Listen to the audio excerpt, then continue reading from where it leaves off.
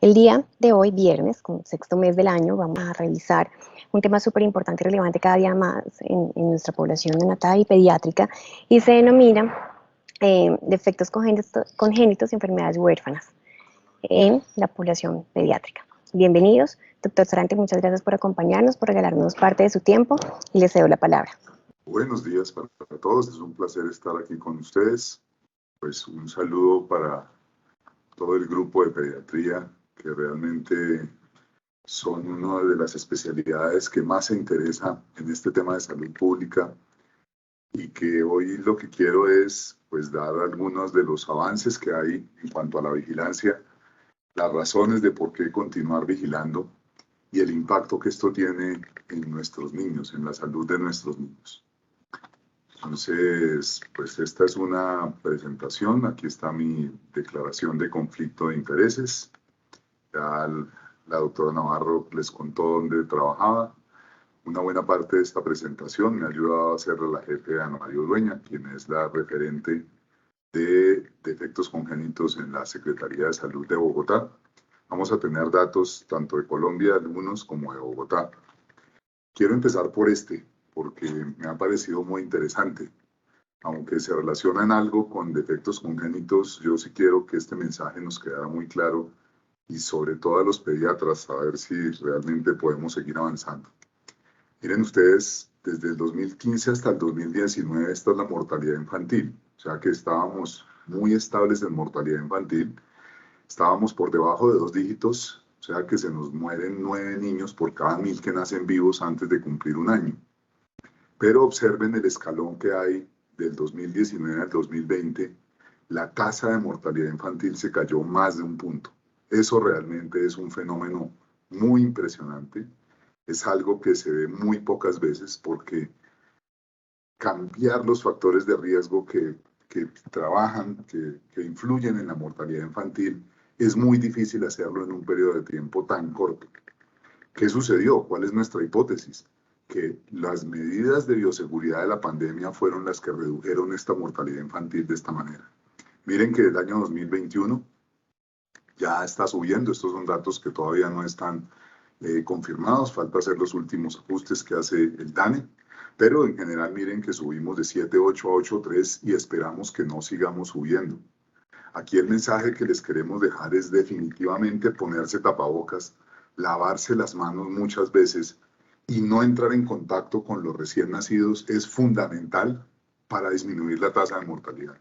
O sea, la pandemia tuvo muchas cosas malas. Tuvimos muchas acciones desafortunadas, muchas personas que fallecieron, toda la pérdida económica, pero observen el impacto que tuvo en la mortalidad infantil.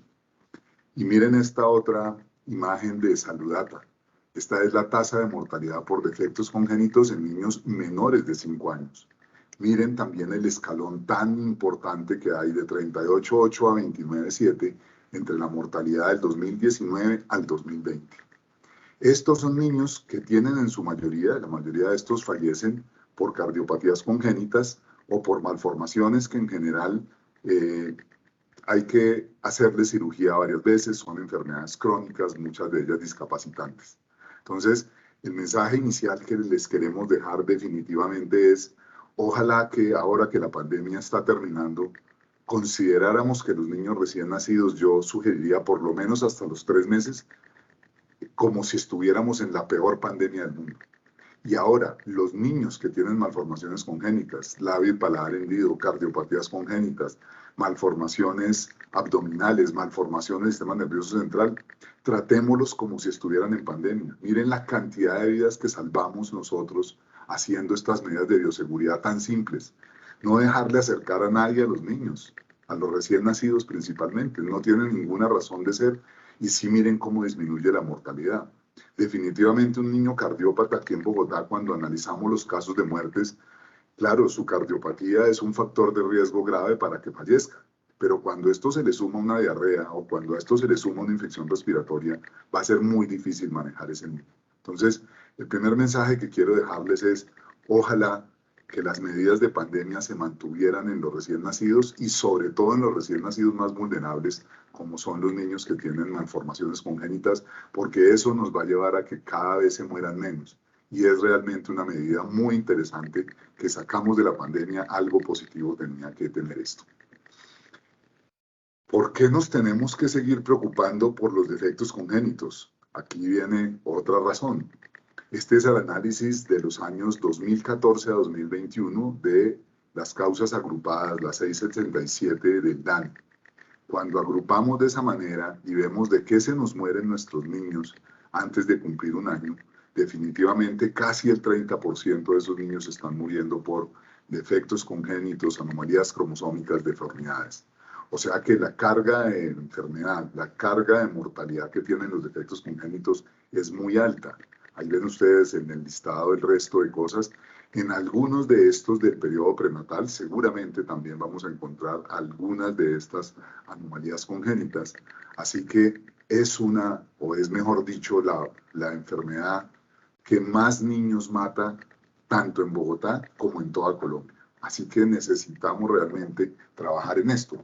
¿Y cuáles serán las medidas para que nosotros logremos disminuir esta mortalidad y, por supuesto, prevenir que aparezcan nuevos defectos congénitos? Definitivamente trabajar en el periodo preconcepcional, y ustedes los pediatras tienen una oportunidad muy interesante, porque ustedes son los que ven las mamás que están en riesgo de volver a quedar embarazadas cuando les llevan sus niños a consulta. Entonces ahí también es el mensaje: los pediatras son una de las fuentes más importantes de prevención preconcepcional, porque tienen disponible a las mamás que poco van al médico, porque ellas en general no tienen mucho tiempo y además están sanas, pero con ustedes sí hablan. Entonces, es muy importante no desaprovechar la oportunidad de, cuando vean una mamá con su bebé, hablarle de si quiere volver a quedar embarazada o no, porque eso nos va a ayudar a prevenir que aparezcan defectos congénitos o que los podamos manejar de la mejor manera. Esto viene con metas. El Estado colombiano, pues lo que quiere y lo que queremos todos, y por supuesto todos los pediatras, es que sigamos disminuyendo la tasa de mortalidad infantil. Miren que en este proyecto de Infancia Imparable, al 2024 queremos reducir la mortalidad infantil a un 8%. O sea que la pandemia nos ayudó muchísimo, porque fíjense que llegamos a esa meta de 7-8 en el año 2020, pero por un fenómeno externo. Y ya en el 2021 nos está aumentando a 8.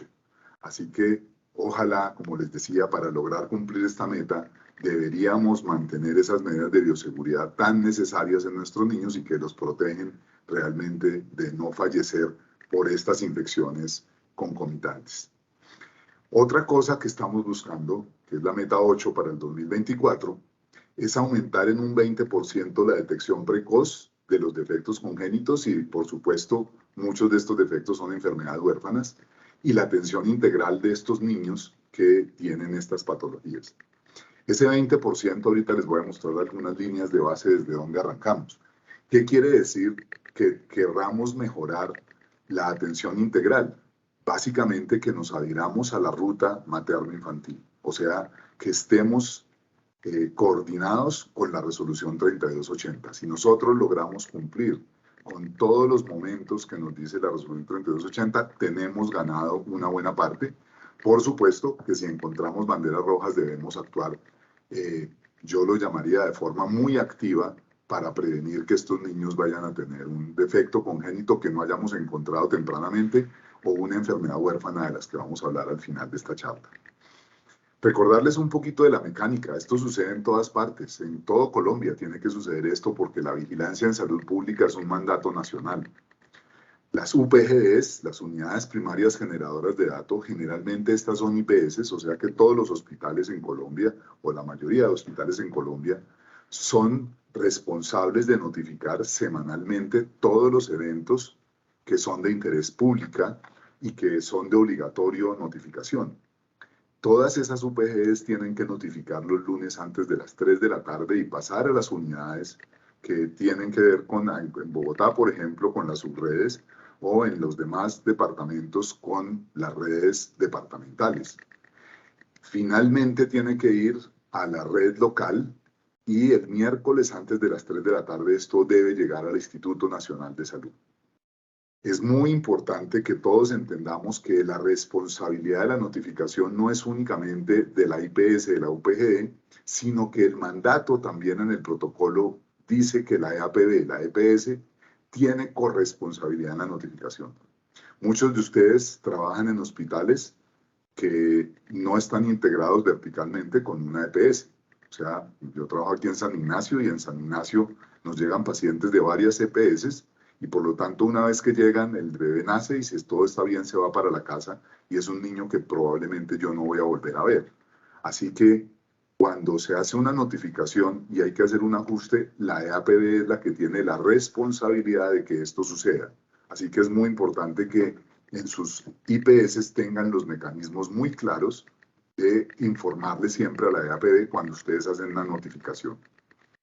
Recordarles que los defectos congénitos pueden ser estructurales o funcionales. Los estructurales son las malformaciones congénitas que finalmente van a ser o externas, que son relativamente fáciles de diagnosticar, o internas que necesitan algún examen. Allí tenemos uno de los principales problemas en la demora del diagnóstico, porque la cardiopatía, que es la malformación más frecuente en nosotros actualmente, en Colombia ya está siendo la más frecuente y en las ciudades grandes que tienen una buena notificación es la más frecuente, por supuesto. A veces se demora mucho la notificación y desafortunadamente a veces los niños con cardiopatía nos llegan en estado crítico porque nunca se les diagnosticó en el tiempo prenatal, tampoco en el momento del nacimiento, y el niño se descompensa en la casa a los 15 días, a los 20 días de vida. Los otros son los defectos o anomalías funcionales. Aquí errores innatos del metabolismo, alteraciones motoras o sensitivas. Tenemos regiones, inclusive en Cundinamarca, donde hay una alta frecuencia de algunos errores innatos del metabolismo. Así que es muy importante tener en cuenta los signos de alarma, que por supuesto en el neonato pues van a ser muy parecidos a casi cualquier cosa que tenga el neonato, pero es básicamente estos niños que tienen hipoglicemias o hiperglicemias que no se pueden controlar con facilidad, niños que tienen dificultad para la alimentación, que no quieren alimentarse o simplemente estados de conciencia alterados. Eso, que puede ser muchas cosas, por supuesto, en pediatría, es muy importante que no olviden que también pueden ser errores innatos del metabolismo y hay que pensar en ellos cuando el cuadro no se soluciona rápidamente con el tratamiento estándar. Aquí viene una mezcla de las dos cosas que vamos a hablar hoy. Estamos hablando de defectos congénitos, pero también varios de estos defectos congénitos son también enfermedades raras. Entonces, uno de los lineamientos que nos da el Instituto Nacional de Salud es que cuando tengamos un niño que tiene un defecto congénito, que además es una enfermedad rara, deben notificarse en ambas fichas. O sea que yo tengo que llenar la ficha 215 y la ficha 342. Y eso va a ser fundamental para que tengamos una buena acercamiento al paciente y que se pueda dar un manejo adecuado. Les quiero hablar de lo nuevo que tiene el protocolo. Este año el protocolo tiene varios cambios y por lo tanto es muy importante aprovechar aquí para que ustedes los conozcan, porque algunos son, yo diría, muy positivos y que nos van a ayudar en cómo hacer la notificación y en algunos casos a no notificar cosas que no se deberían notificar. Así que nos vamos a ahorrar algunas fichas. Tiene 3 anexos el nuevo protocolo del 2022. Un anexo de los defectos congénitos, que es muy parecido al anterior. Un anexo de defectos congénitos menores, que es importantísimo porque cuando ustedes tienen la duda de si uno debe notificar un defecto congénito y ese defecto congénito es un defecto menor, no se debe notificar. ¿Cómo sé cuáles son los menores? Pues busco en el anexo del protocolo que se encuentra en la página del Instituto Nacional de Salud. Y tiene algo que los pediatras nos venían reclamando desde hace mucho tiempo. Y es que hay muchos de estos defectos son realmente asociados con la prematurez. Y por lo tanto, hacer fichas de una ductus arterioso persistente, principalmente en ciudades que quedan por encima de 2.000 metros sobre el nivel del mar, en niños prematuros, no tiene razón de ser, no son una malformación congénita. Y efectivamente el instituto atiende esa solicitud y miren ustedes cómo tenemos una lista de estas malformaciones: dolicocefalia, escasocefalia, escleras azules, foramen oval permeable, conductus arterioso permeable, hipoplasia pulmonar o criptorquidia, no se deben notificar si los niños tienen menos de 37 semanas. Entonces ahí por lo menos hay un ahorro de algunas fichas porque evidentemente estas son condiciones asociadas a prematurez y no son de base una malformación congénita. Así que no se deben notificar y ustedes las pueden consultar ahí en el protocolo. ¿Cuál es el espectro de vigilancia del defecto congénito en Colombia? Se vigila desde el periodo prenatal, en cualquier momento, hasta el año de vida. O sea que recuerden que ustedes, si se encuentran con un niño menor de 1 año, en cualquier instancia que se encuentren, consultorio, urgencias, hospitalización, control de crecimiento y desarrollo para las jefes que hacen ese trabajo, vacunación, en cualquier parte donde encontremos un niño con defecto congénito, deben notificarlo. La mayoría de disculpas que encontramos de no notificación es porque, bueno, ese niño con ese labio y paladar hendido, pues ya lo debieron haber notificado. No, esa no es la indicación que tenemos actualmente, o sea, siempre debemos notificarlo porque no hay una manera de saber si ya está, si ya lo hicieron antes. Y lo que nos dice el instituto es que ellos son, o las secretarías de salud, quienes quitan los duplicados. Entonces es muy importante entender que esto empieza en el periodo prenatal y se notifica hasta el año de vida. Tenemos un problema en el periodo prenatal, es tal vez donde necesitamos mayor sensibilidad, porque ahí estamos teniendo muchas dificultades para encontrar o para notificar a esos niños en el periodo prenatal. Tiene mucho que ver, por supuesto, con otra especialidad que es ginecobstetricia. Pero les recuerdo que ahora la 3280 nos mantiene claramente en que en el tercer trimestre debe haber una consulta con el pediatra. Y ahí quisiera hacer mucho énfasis en los que están en otros sitios diferentes a Bogotá, en Cundinamarca. Es un mandato que del periodo prenatal debe haber un pediatra en la consulta de tercer trimestre. Creo que es fundamental, o sea, yo creo que todo el tema de puericultura, el tema de lactancia, debe estar en manos de un pediatra, no en manos de los ginecólogos. Los ginecólogos tienen su especialidad y hacen las cosas muy bien en lo que tiene que ver con todo el control prenatal y el manejo del parto. Pero quien debe enseñarle a la mamá, quien debe hablarle inclusive del defecto congénito si se lo diagnostican tempranamente, es el pediatra. O sea, un niño que tiene un diagnóstico de una cardiopatía y la mamá quiere continuar con su embarazo, el pediatra es quien le debe hablar de qué es lo que le va a suceder cuando nazca, no el ginecólogo. Entonces, por favor, muy importante que siempre se involucren en la atención prenatal, que ya además está por norma. Ya todos deben tener una consulta, todas las gestantes deben tener una consulta con un pediatra en su último trimestre. Las definiciones nos dicen que en general en el periodo prenatal se notifica como probable, a no ser que haya alguna malformación, digamos, que sea muy evidente como una anencefalia, pero también se debe notificar luego confirmado. Si primero se notifica como probable, luego debe hacerse la confirmación y por lo tanto se requiere que la ficha sea ajustada. La confirmación se hará clínicamente o se hará con una prueba paraclínica o de laboratorio según sea el defecto que estemos buscando. La ficha en general es una ficha relativamente fácil, seguramente todos los pediatras la conocen.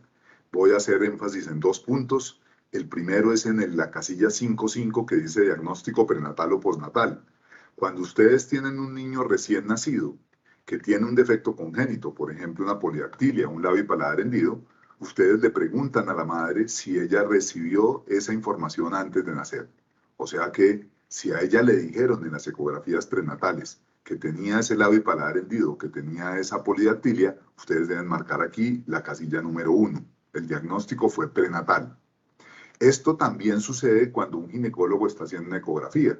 Si hace una ecografía y encuentra una sospecha de un defecto congénito, debe marcar 1 prenatal. ¿Y qué debe hacer además el ginecólogo? Debe marcar en la casilla 6.1, debe marcar no ha nacido, del número 3, el ítem 3. Ahí es donde mayores problemas tenemos. Y es muy importante que ya que ustedes van a hacer consulta, ojalá hicieran consulta simultáneamente con el ginecólogo, ustedes deben revisar las ecografías prenatales para estar seguros. En general, para poder notificar prenatalmente, deben colocar en la edad de nacimiento, en la fecha de nacimiento, llenarlo todo con 0 para que el programa les permita hacer la notificación y enviar el archivo. Aquí les recuerdo cuáles son las ecografías prenatales que ustedes deben exigirle a una paciente gestante o a una paciente que llega que nazca su bebé, que son las ecografías que deben revisar. En Colombia tienen que hacerle 2 ecografías a los bebés, una en la semana 11 a 14 para evaluar el riesgo en días. ¿Qué le tienen ustedes que mirar a esa ecografía para saber que sí se ajusta a la norma? Que por lo menos tenga una sonolucencia nucal. Si no la tiene, quiere decir que ahora tengo un riesgo que no puedo evaluarlo de tener un síndrome de Down principalmente. Así que nosotros también nos debemos convertir en agentes de mejorar la calidad de lo que estamos recibiendo, porque encontramos que casi en un 60% esto no se mide en Bogotá, y cuando vemos también ecografías provenientes de Cundinamarca, allí también tenemos dificultades. Entonces, este periodo de tiempo es fundamental, de la 11 a la 14, porque por fuera de ese periodo no tiene la sensibilidad suficiente de la sonolucencia nucal. Si además el ginecólogo quiere hacerle más cosas, como por ejemplo hueso nasal, o quiere hacerle marcadores séricos, maravilloso, pero por lo menos una sonolucencia nucal. Y luego tenemos que revisar la ecografía de la 18 a la 24, en la cual se deben revisar todas las estructuras corporales. Era lo que antes llamaban la ecografía de detalle. A mí no me gusta ponerle así porque es que hoy en día no hay ecografías de detalles o ecografías simples. Hoy en día hay 2 ecografías por mandato, la de la 11 a la 14 y la de la 18 a la 24, punto. Si le hacen otra ecografía por urgencias, porque quieren ver el bienestar fetal o quieren ver algún detalle de un sangrado placentario, lo que quieran hacer, esas no son las ecografías útiles para que ustedes revisen. Las 2 que tienen que tener son estas, y allí ustedes también, como les digo, sería muy interesante que nos ayudaran a presionar, a motivar a que estas ecografías se hicieran con la mejor calidad posible. ¿Cuántos defectos congénitos tenemos? Les estoy mostrando Bogotá. Estamos en 2016, 139 por 10.000. Eso quiere decir 1.39, o sea, 1.4% de los niños se notificaron con un defecto congénito mayor. Recuerden que aquí la vigilancia es solo sobre mayores. Y veníamos en 1.4, 1.3, 1.6, 1.6.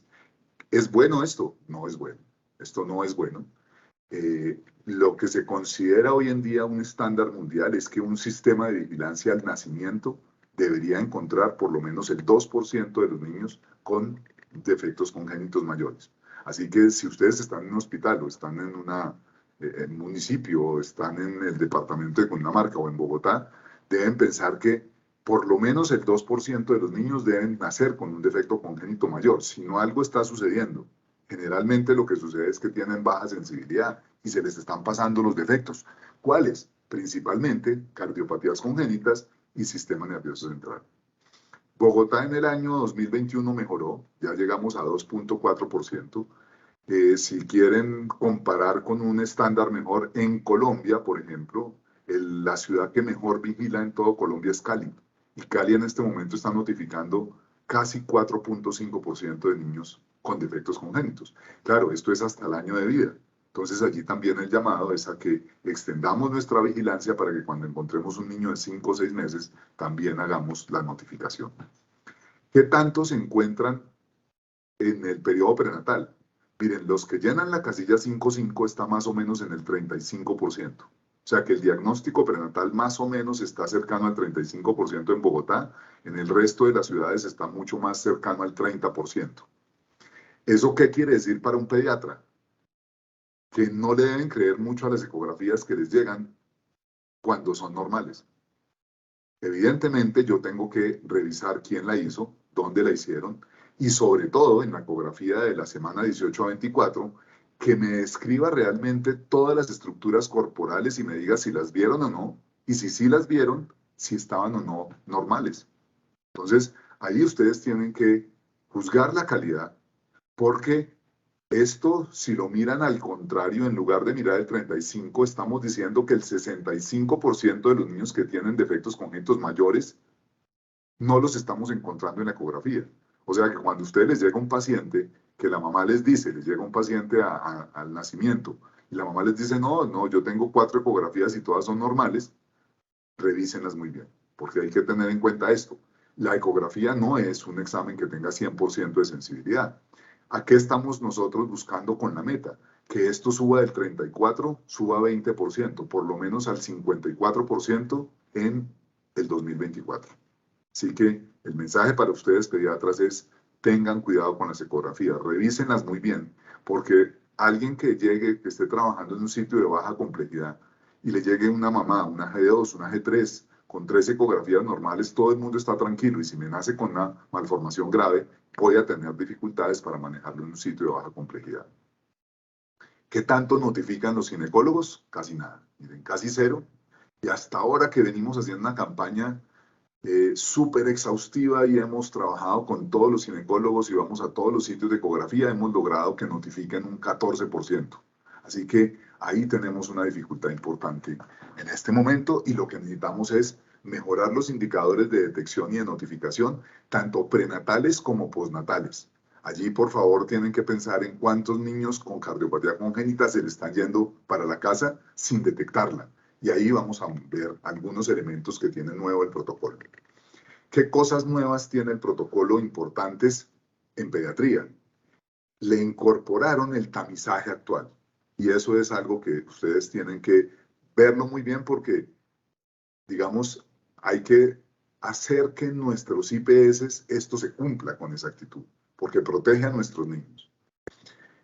Nosotros en Colombia tamizamos 4 cosas: hipotiroidismo, que se va por otro lado, no vamos a hablar hoy de eso, pero también debemos tamizar el déficit auditivo. Hoy en día el protocolo dice que hay que evaluarlo con respuesta auditiva de tallo encefálico automatizada, o en su defecto, emisiones otoacústicas, pero hay que hacerlas, y ojalá en las primeras 24 horas o por lo menos en los primeros 5 días de vida.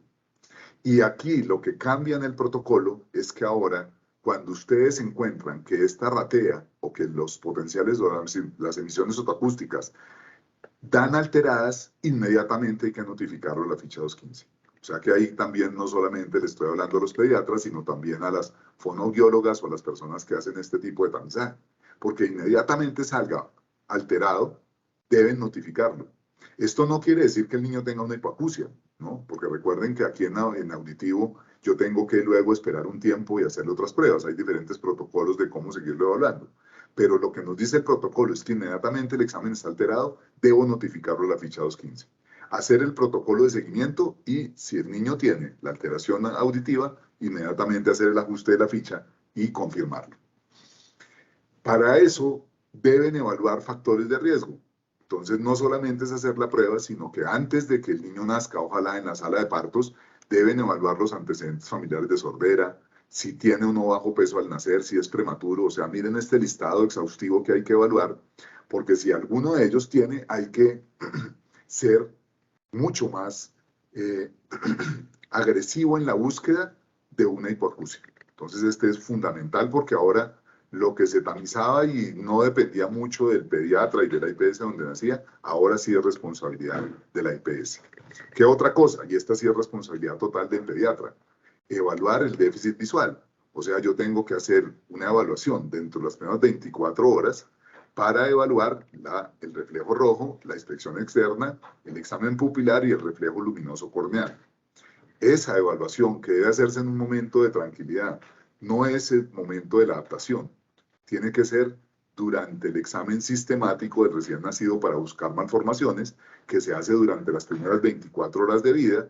Si encuentro una sospecha de una alteración en el examen ocular, debo inmediatamente notificarlo a la ficha 215 como probable. Y si encuentro, por supuesto, una catarata congénita, ya lo notifico como confirmado. O si encuentro también una microftalmía, o sea, una alteración estructural del ojo, debo notificarla inmediatamente como confirmada. Pero entonces aquí lo nuevo es que cualquier alteración del ojo, sea confirmada o probable, o sea, sin que lo haya visto el oftalmólogo, debo notificarla inmediatamente a la ficha 215 como probable. Y aquí viene el tercero, que es la cardiopatía congénita. Nos tenemos que proteger de las cardiopatías congénitas, porque es lo que más niños mata en Colombia. Y por lo tanto, el protocolo entonces lo incluyó. Ciudades o regiones que estén por debajo de los 1500 metros sobre el nivel del mar, cuando encuentro por debajo de 90-94%, debo notificarlo como probable. Cuando estoy por encima de los 1500, o sea, Bogotá y muchas ciudades de Cundinamarca, debo notificarlo cuando la saturación esté por debajo de 90. Hay que seguir el protocolo. Cuando encuentro un valor por debajo de 90, debo esperar una hora, volver a tomarlo, y si ese valor continúa por debajo de 90, ahí es que lo notifico y debo, por supuesto, buscar que se haga un ecocardiograma. También el otro valor que hay que hacer es que si tengo una diferencia entre la saturación preductal y postductal mayor al 4%, también debo notificarlo como probable. Mismo proceso, 1 hora espero, vuelvo a tomar la preductal y la postductal, y si continúa por encima del 4% la diferencia, hago la notificación de la ficha 215 y debo remitir de manera urgente a un cardiólogo para que haga el ecocardiograma. Entonces, lo nuevo es que las 3 tamizajes que tenemos disponibles en Colombia deben notificarse inmediatamente cuando yo encuentro un caso sospechoso o probable. Y por supuesto, pues si tengo el ecocardiograma y lo confirmo, pues inmediatamente se notificará confirmado. Recordar que la EAPB tiene responsabilidad. A esto no se lo pueden dejar todas las IPS, porque pues todos ustedes tienen mucho trabajo, y cuando el niño se va del hospital donde ustedes están atendiendo o del sitio donde lo atienden, la EAPB es la encargada de seguirlo y de encontrarlo y hacer los ajustes a las fichas, porque ellos son los responsables de los pacientes. ¿Qué nos pide el instituto para este año? Nos pide 8 cosas.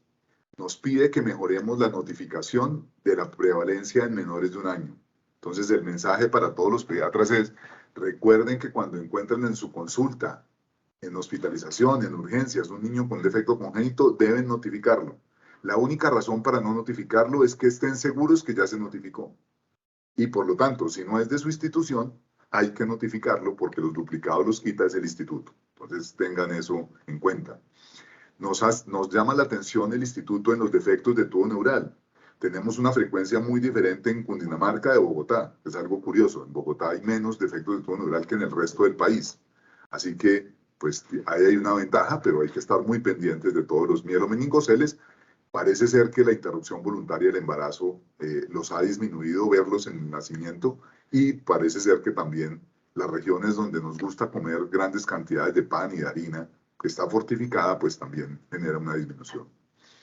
Estar muy pendientes de la tasa de mortalidad por defectos congénitos. Les dije al principio, ojalá estos niños que nazcan con cardiopatía y que los mandan a la casa para que ganen peso, para tener un mejor pronóstico en su cirugía, ojalá los traten como si estuviéramos en la peor pandemia, ¿sí? Para protegerlos, porque lo que nos termina matando a estos niños son las infecciones concomitantes. Aquí viene el tema de los defectos metabólicos, visuales y auditivos. Acá aparece entonces el tamizaje. Definitivamente el Instituto Nacional ya empezó a meter en rutina los laboratorios que van a hacer tamizaje, pero el ministerio todavía no ha dado los lineamientos para iniciarlo. Esperamos que pronto, lo más pronto posible, pueda empezar a ejecutarse el tema del tamizaje. Algunos hospitales lo están haciendo a motu propio. Así que es muy importante. Si no se logra hacer tamizaje, las recomendaciones siempre serán un niño que no responda a los tratamientos estándar al momento del nacimiento. Uno de los posibles diagnósticos es un error innato del metabolismo. Y los que decíamos también, las cardiopatías congénitas, que es tal vez la mayor insistencia. A la mamá hay que siempre educarla en cuanto a que los signos de una cardiopatía congénita, las enfermeras jefes que hacen crecimiento y desarrollo, las personas que nos ayudan en vacunación, deben estar entrenadas en los signos básicos de cardiopatías congénitas, para que puedan encontrar a esos niños en un momento temprano y no terminen falleciendo. Y el otro tema es el tamizaje con ajuste neonatal y los casos de microcefalia que ya voy a mostrarles. Recordar entonces que el Zika no ha desaparecido y que todavía continuamos con la vigilancia de microcefalia en Colombia. Y ahora el protocolo nos dice que tenemos que hacer un análisis etiológico. O sea que cada vez que nos nazca un niño con alguna de estas malformaciones que ven en esta lista, microcefalia la más importante, y todas las que acaban en Q04, aquí lo único que se exceptúa es la anencefalia, debemos activar el protocolo de análisis de etiología posiblemente asociado a Zika. ¿Qué quiere decir activar el protocolo? Que en todo el país, un niño que nazca con alguna de esas malformaciones, hay que hacerle lo siguiente. Ahí es donde tenemos una dificultad grande. En Bogotá hemos logrado avanzar bastante en este tema, lo estamos haciendo con la mayoría de niños, pero todavía los pediatras y las IPS no nos están ayudando del todo en hacer todos los exámenes. Cuando me nace un niño con una microcefalia, debo evaluar el antecedente de Zika en la madre, Debo tomarle una muestra RT-PCR a la madre. Esto debería ser responsabilidad, por supuesto, del ginecólogo. O sea que hay que hacer una ficha de Zika a la mamá. Debo tomarle muestra de suero para RT-PCR de Zika al niño. O sea, hay que hacer otra ficha. Además de la de defectos congénitos, tengo que hacer la ficha de Zika para el niño. Hay que tomarle el storage completo al niño, hacer un cariotipo inmediatamente de 500 bandas mínimo, las neuroimágenes que se requieran, y ojalá iniciar el manejo con la interconsulta neuropediatría o genética o según la malformación que tenga. Y si el bebé es de más de 22 semanas o más de 500 gramos, hacer una autopsia clínica. Entonces, es fundamental que logremos cumplir con este protocolo. Las EPS no pueden glosar ninguno de estos exámenes, que es que el cariotipo se demora un mes en salir. Sí, pero se lo pueden tomar perfectamente cuando nazca y no se lo pueden glosar a la EPS, la EPS no se lo puede glosar a la IPS en el momento del nacimiento. Está por norma, está protocolizado. Así que si ustedes logran tomar estos exámenes, nosotros o la Secretaría de Salud de Cundinamarca no los va a estar persiguiendo cuando el bebé tenga pues 15 días y pregunten por qué a esa microcefalia no le han tomado ninguno de estos exámenes. Entonces, fundamental el mensaje para todos los que atienden en partos, atienden niños recién nacidos, que puedan estar muy seguros de que esto lo pueden pedir y lo deben pedir. Ahí está el instructivo. Y luego este es el análisis que hacemos nosotros. Nos toca evaluar si es teratogénico infeccioso, qué tan amplia es la evidencia, si puede ser otro storage o si las causas son diferentes. Pero para poder hacer este análisis necesitamos tener todos estos elementos para hacerlo. Y ya para terminar, hablemos algo también de enfermedades huérfanas. Recordarles que para que una enfermedad sea huérfana tiene que tener una frecuencia menor a 1 en 5.000, poner en riesgo la vida, ser crónica y que tenga riesgo de que el paciente quede en condición de discapacidad. Esto está manejado por un listado.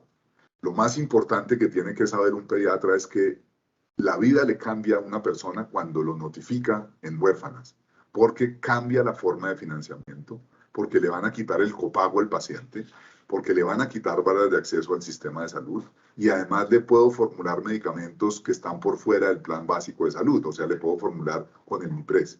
Cosa que si no lo tengo notificado, no puedo hacer el MIPRES. Entonces, es muy importante entender que es una ayuda muy grande para los pacientes notificarlos.